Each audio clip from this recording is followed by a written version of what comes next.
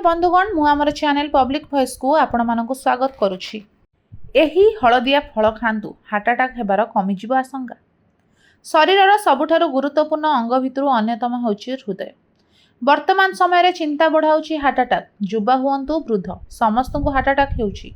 एथिपाई हृदयर जत्न नेबा बेस गुरुत्वपूर्ण। एथिपाई आमर दैनंदिन खाद्यरु तेलर परिमाण ह्रास करिबा उचित।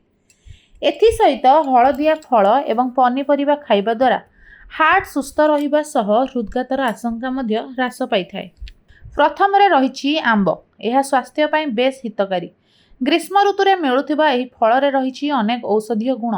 यह हार्ट रे हेउथिबा समस्या को एडाइबारे बेस सहायक होइताय।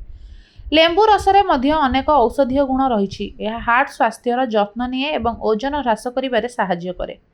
कदली यह स्वास्थ्य पई बेस लाभदायक। सीमित परिमाण रे कदली खाइबा द्वारा ओजन ह्रास और हृदय स्वास्थ्य रे सहाय्य करिथाय। सपुरी खाइबा को प्राय अनेक पसंद करती। यह खाइबा द्वारा हृदघात हेबार आशंका बहु मात्रा रे ह्रास पाइथाय।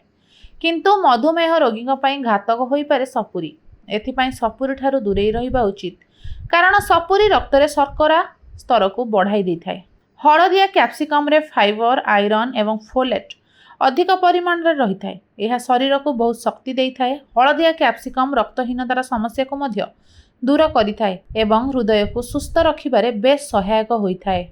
जदि एही इन्फॉर्मेशन टी आपण मानकु भल लागिछि ताहाले तळे कमेंट, लाइक, शेयर करिबा को जमा भी भूलिबेनी। अधिक एभଳି न्यूज जानिबा पई तळे थिबा आम वेबसाइट को निश्चित भाबरे विजिट करंतु। धन्यवाद।